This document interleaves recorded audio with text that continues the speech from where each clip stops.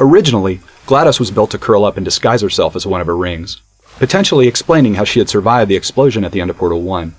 But this wasn't a very dramatic reveal, so we threw it out in favor of spreading her out over a greater distance. This also made her more recognizable as GLaDOS when you initially crossed the room.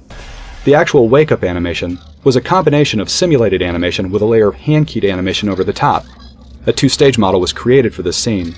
The first stage had separate pieces and connecting cables that would be drawn together by running a physics simulation so that the pieces would interact with the environment.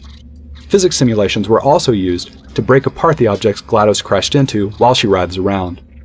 At the point where GLaDOS rises free of contact with the ground, she switches instantaneously to a fully connected model with controls for hand-keyed animation.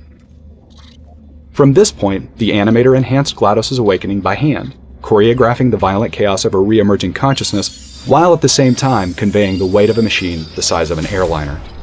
Once the hand-keyed animation was done, a final simulation pass was run to animate the cables and dangling parts of GLaDOS's body.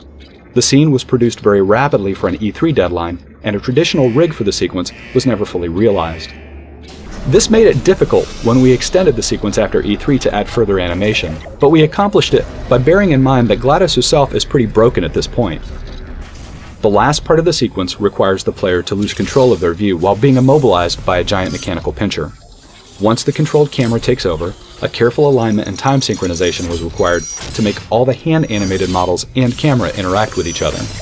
Each of the stages in this wake-up scene contain a variety of processes that are very challenging to achieve live in a game engine. Wait, did I do B? Do you have a pen? Start writing these down. Power up, complete. I don't. Okay, listen. All right, new plan.